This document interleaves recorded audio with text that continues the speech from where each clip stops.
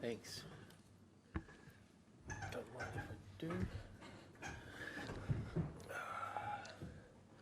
Some pretty good names on this trophy too. What? Congrats to both. Question to both of you. Is this your best moment ever on a tennis court? You won Wimbledon, Matt, but this probably tops it. Yeah, I mean, to win a slam here at home, I mean, I had some emotion similar. I won the mixed doubles here, but obviously the men's doubles is a bigger event. You know, obviously it's not the singles, but it's a big event. So to win my home slam after winning Wimbledon, I'm not going to lie, Wimbledon's a special place for us as tennis players. We know that. But this is equally as good or better doing it at home with our, family, friends, and home fans in Australia. And we said it's the Grand Slam of the Asia Pacific, and to do it with a fellow Asia Pacific man, an Indian guy with an Aussie guy, I think it's pretty awesome that we got the title.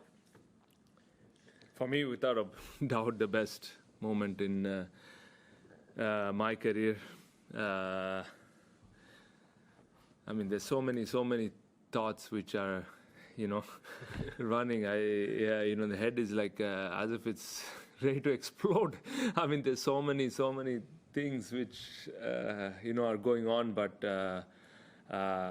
with the year we had last year to continue and start off like this and win a Grand Slam, no better player to do it with. And like Matt said, I mean, it is a home slam after all, so amazing feeling. Nicola actually just brought us straight off the court. I didn't even have time for me to think. So, this is it. The best. Straight into it. So, I guess when you win, this is what happens. I haven't been on this side of, the life. So it's nice to do this. Yeah. Congratulations, guys, and long overdue, Rohan particularly. Since teaming up last year, you've had very quick success, semis at Wimbledon, final US, and one better this year at the Oz Open. What do you attribute to your sort of quick success as a doubles pair? I think our experience and maturity, first of all. I mean, our first two tournaments, we lost first round in January last year. But I think really our experience, our maturity, we're both been around a while, he even more than me, but I'm still well in my 30s too after a long career as well. So I think we just knew that we could keep trusting our level. We knew we each had a really great level to bring, and then it was about finding a way to make it work. There was no reason it shouldn't or couldn't work, and I personally had to improve too. I think we both challenged each other to improve in certain areas.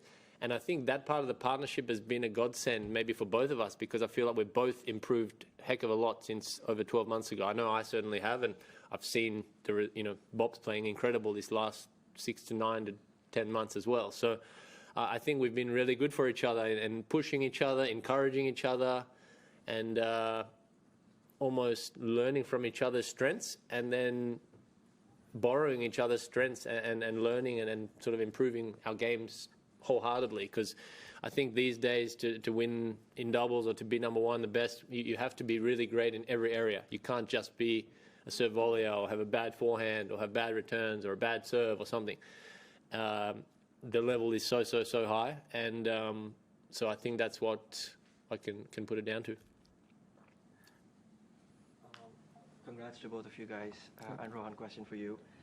So it's an incredible achievement, and you spoke on the court about struggling to win matches and thoughts of quitting the game, and to now being the number one in the world and winning a Grand Slam.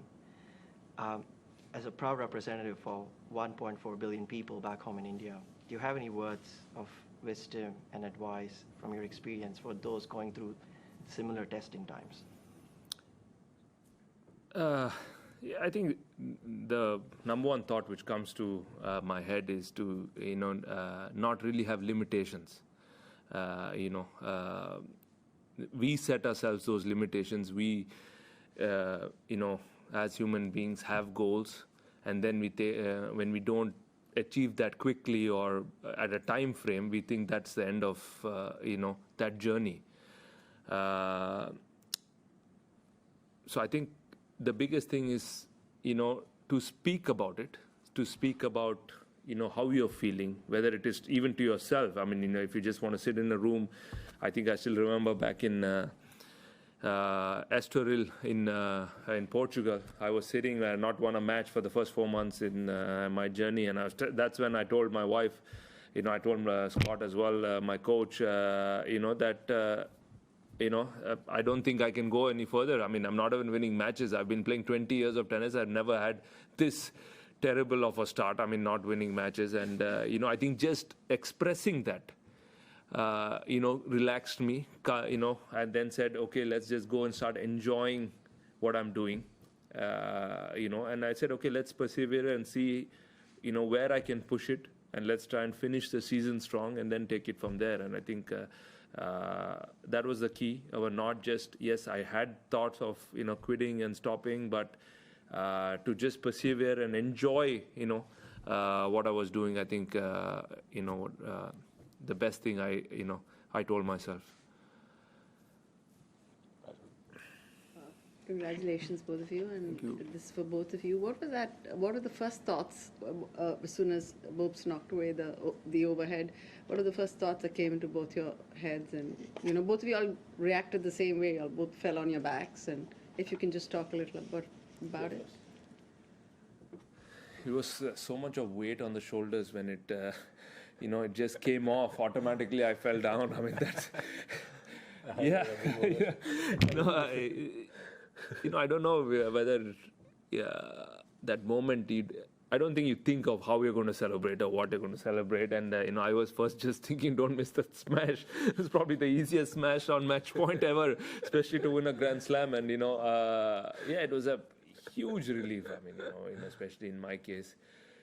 For years and years, I've been trying to, get there. I mean, the hurdle was tough. I mean, of course it's tough. I mean, whether a few players, yes, make it easier than it actually is. But to still be at it, work in day out. And this 2 weeks, to be honest, I mean, Scotty just told me one thing is that go after and playing your aggressive style of play. No matter what the situation, what the score was. I think that really, worked well for us. And, the calmness we bring in on the court, no matter what the situation is. I mean, first round we were down love 5. I mean, I don't think that fazed us. We were just trying to win a game. I think that is the biggest strength we bring, as a partnership. I mean, there days, obviously, I mean, if we are both playing great, we're untouchable on that court. But then, when at situations, close moments, when we are focused and understand what the game plan is, I think that is our biggest strength. And today, especially in that tie break, I think we played the best tennis of the week in the tie break. Yeah. I mean, what he said takes me back. I had that same feeling at Wimbledon a couple of years ago. The moment we won match point, you just lose all comprehension of your body and you collapse. And I saw him collapse, and then I was like, yeah. And so I was like, I'm going to lay down and just enjoy this moment too. So I didn't have the initial, I mean, I saw the smash go up for a sitter. I was like, this is over. I was like pretty happy. And then, I just saw him collapse. I was like, all right, I'm going to head down and just lay down and enjoy the moment. So, yeah, special moment. I mean, I think on the flip side, after winning 1 or 2 and whatever, then you try not to overthink it or make it too much bigger of a deal than it is, so that you can remain present and calm and play it like just another match. In the end, it is just another match, but of course it's a great big match. So these are the moments we play for. We'd be lying if we said we weren't happy, excited, wanting to win the big titles, the big matches, the finals. So, but yeah, I'm happy with the balance we kept and showed. I think we took even another step up these last couple of weeks after a tough loss in Adelaide. I think the week before in the final, I think maybe that was the final learning thing for us as a team to even help us improve a little bit more, to get us through through more tough moments. And since round 1, like you said, we've been fighting through tough moments. That's for me been the motto of the tournament. We've just been fighting through tough moments. When we play great, like you said, great, we win some sets, but there's tough conditions. There's incredible players from round 1. So yeah, that's been a fun 2 weeks. 2 more there and there. I've got one for Rohan and one for you, Matt. Rohan, what do you say to all the youngsters out there who look at a 43-year-old Grand Slam winner and a world #1 thinking, oh, I can knock him off? I think there's a mutual respect in in that locker room. Everybody's coming through that journey. They've all been through that journey. I don't think there is a player who really thinks that way, or I think it's for the youngsters coming in, it's a great learning. We are constantly looking at players who have been there on the circuit for a long time, and especially when I came into that locker room, everything is overwhelming. You have champions, and you're sitting right next to them. I mean, it's not like the locker room is, everyone is separated, and so I think there's a lot of wisdom to give back to the youngsters, and I think a lot of them come. I've spoken to them many times. They're really appreciative with what little feedback can be done on how to go about few things, and when I see them move today, and I really wish I could move like that, but I rely on my anticipation more than my sliding into the court. Yesterday I was watching Yannick Sinner. He was sliding into hit a pass. I mean, I was like, I never did on clay court, and these guys are doing on the hard courts. I mean, I'm in awe with the way they move. So I think it's just wonderful to just be around, and it's a very good space where everybody, I think, is not really thinking twice of how they're feeling or what they're communicating. Everybody's that's their own space, and it's a beautiful space, that locker room, to hang out with everyone. Just quickly, Matt, I think you're on the player council, aren't you? What's your vision for doubles? Do you feel like it has more potential? Where would you like to see it go, and how would you like to see it get there? Yep. Can I answer one tiny part of his question first too? What he said is so true, and it's a smart way to look at it. But I think this is also for me been a lesson in ageism, let's say. And you see sexism, but there's a thing, ageism, and we see it a lot in media, in people, in culture, in whatever. And I see it, we see it. Of course, I have the oldest partner on the tour, I think, and it's natural. Guys say, "Oh, he's so old, too old." What I've heard the last year and a half, seriously, I'm like, guys. And watch how the guy plays tennis. Like, what does age have to do with it? And for me, it's a lesson in that. And it's what he said. It's the youngsters learning that. And like he said, that mutual respect needs to be respected, I think, because look at what's possible.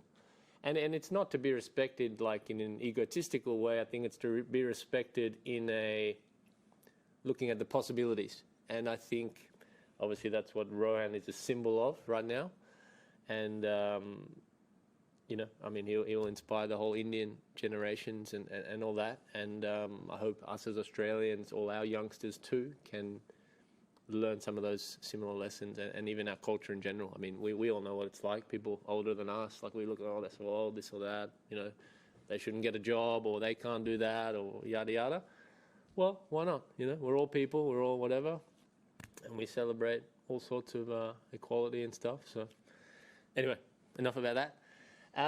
The vision for doubles, we've led a big review for doubles the last 6 months. I've been on the council the last 1 year, and pushed hard to get a review into doubles, because since I've transitioned into doubles the last 2-3 years from singles, I get it. I know how singles players view doubles. I know how doubles players view doubles. I know how doubles players view singles players, and the mixture of, let's say, arguments on the tour for singles and doubles and prize money and this and that.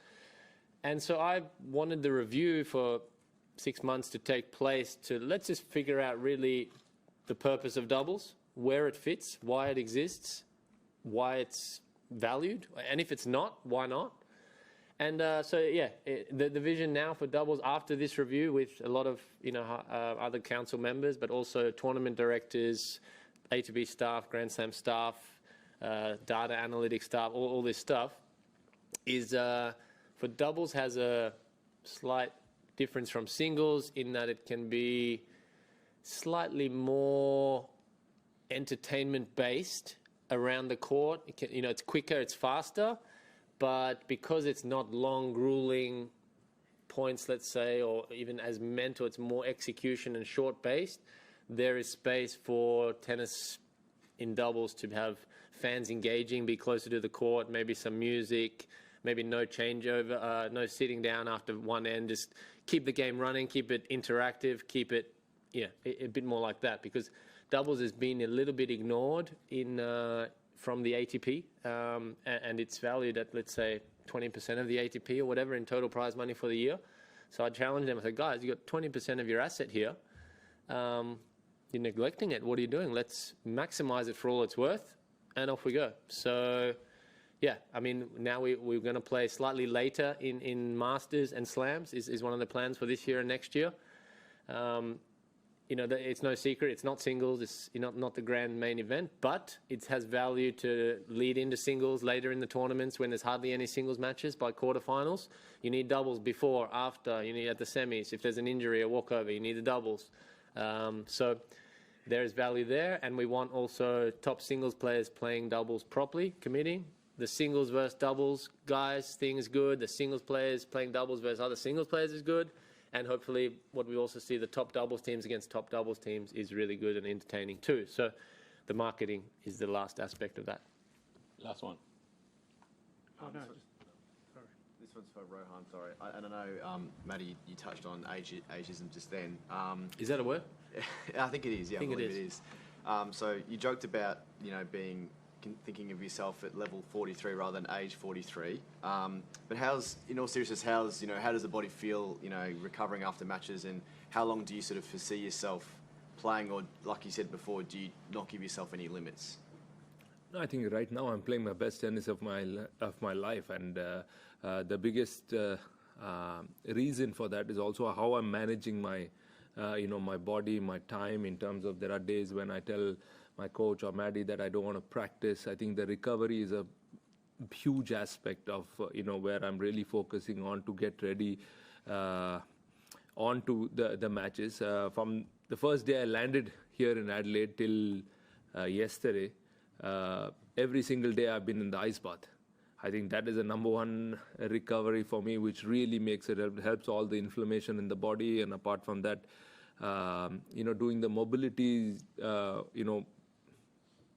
45 minutes, an hour before each practice matches, getting my massage done. I mean, I've invested on a physio who's really traveling with me a lot more than sometimes even my coach, because that is the aspect I really need. No matter how much the coach wants me to play a particular way or a particular style, if I'm not fit enough to do that, it doesn't make any sense. So I think when I decided to play with Maddie, I said, okay, let's figure out what I can do better to help this partnership, and the number one thing was to be 100% fit for all the matches that I'm playing. I think thankfully, Matt is someone who has respected that in terms of some days which I don't want to practice, and he understands, where I'm coming from. So I've stopped going to the gym. I really do specific kind of, work for my body. I do a lot of yoga, in the morning. I do some meditation to just start off the day, and, as you're getting older, I feel that I can't sleep past 7:30, 8 o'clock. I'm up no matter what, So then I have some time, by myself, and I enjoy that, that has been the biggest key, which has really helped me calmer, and feel refreshed. So as long as I'm enjoying and playing my best tennis, I don't see there is any reason to really stop at the moment. Thank you. Thank you. Thanks, guys. Yeah.